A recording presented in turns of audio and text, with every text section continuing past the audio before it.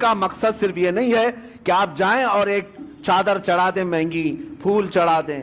اس غریب نواز کو ہماری چادروں کی کوئی ضرورت ہی نہیں. اللہ نے جنتی چادر انہیں پہلے سے پہنایا ہوا، وہ جنتی جوڑے میں ملبوس ہیں. ہاں یہ اور بات ہے کہ ہم عظمت شان کے لیے چادر پیش کرتے ہیں، ان کی شان و شوکت ان کی رفعت کے لیے پیش کرتے ہیں، یہ اور بات ہے، میں اس کا منکر نہیں ہوں. لیکن اگر تم یہ سمجھتے ہو کہ چادر پیش کرنے کے بعد ہی میری ذمہ داری ختم ہو گئی، یہ تمہاری خام خیالی ہے. اصل مسئلہ ان کے دربار میں چادر پیش کرنے کا نہیں، اصل مسئلہ یہ ہے جاؤ تو اپنا دل ان کے قدموں میں رکھ کر کے آ جاؤ اور عرض کرو کہ اب میں زندگی اپنی مرضی سے نہیں، آپ کے اشاروں سے جینا چاہتا ہوں. آپ کو پتہ ہے آپ جب سفر سے آ رہے تھے مدینہ طیبہ سے اجمیر، بیچ میں ایک علاقہ آتا ہے سبزوار، یہ آج کے ایران میں ہے، اور وہاں پر آپ کا قیام ہوا ایک باغیچے کے پاس، اور وہ بہت خوبصورت باغیچہ تھا. اس کے اندر ایک حوض تھا. یہ باغیچہ اور حوض وہاں کے حاکم کا تھا، اس وقت کا جو حاکم تھا، بڑا ظالم آدمی، لوگوں کا مال اتنا لوٹتا تھا کہ لوگ پریشان تھے. ہفتہ وصولی والا سسٹم.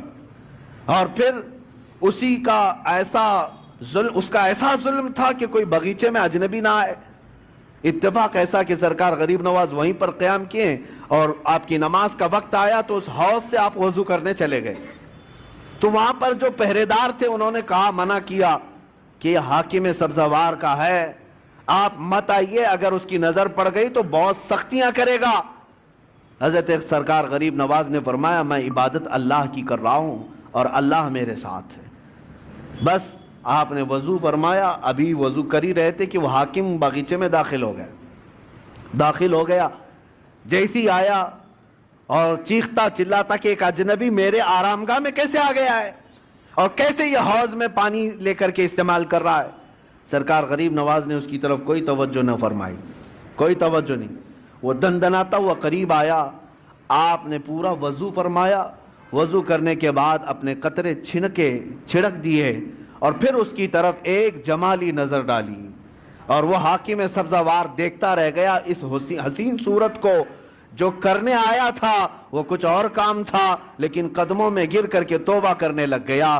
کہا کہ آپ جس وقت یہاں آئے مجھے پتا نہیں تھا، لیکن اب جس وقت آپ میرے دل میں آئے ہیں، عزم کرتا ہوں کہ زندگی بھر مجھے اپنے دامن سے دور نہ کریں.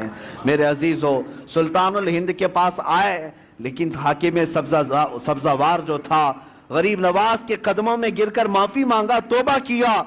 اور اتنا ہی نہیں بلکہ واپس جانے کے بعد زندگی بھر لوٹی ہوئے مال کو سب کے اصل مالکوں تک پہنچایا، سب کو لوٹایا اور اپنا گھر بار بھی بیچ دیا. تب سرکار غریب نواز کے پاس آیا، کوئی نظر و نیاز لے کر کے نہیں، کوئی تحفہ تحائف لے کر کے نہیں، بلکہ آیا اور کہا، اب آپ کا یہ غلام سب دے کر کے آیا ہے، سوائے دل کے اب کچھ نہیں رہ گیا، وہ میں آپ کے پاس لے آیا ہوں. سلطان الہند غریب نواز نے قبول فرمایا، بیعت ارادت میں ہی نہیں بلکہ اپنے عظیم خلفاء میں اس کو شامل فرمایا، خلافت عطا کی. بعد میں تاریخ میں موجود ہے سبزوار کے اللہ تبارک و تعالیٰ نے سبزوار کے ان کو قطب بنایا، اپنے وقت کے قطب تھے. کہاں ظلم و ستم کی داستان رکھنے والا، کہاں قدموں میں آ کر کے دل دینے والا اللہ کی ولایت حاصل کر جاتا ہے. میں یہی عرض کرنا چاہتا ہوں، تم تحفے تحائف اپنی جگہ پر جاؤ، اپنا دل قدموں میں رکھ کر کے آؤ، عرض کرو کہ سرکار مجھے اپنے ساتھ لے لیں، آپ ایک اشارہ فرمائیں میرے دل کی اصلاح ہو جائے. پھر اگر غریب نواز قبول فرما لیں، یقیناً زندگی کی کایا ہی پلٹ جائے گی، ایک نیا انقلاب دیکھنے کو ملے گا. اللہ کریم اس آستانے کو سدا سلامت رکھے. اجمیر معلیٰ کے فیوز و برکات اللہ تعالی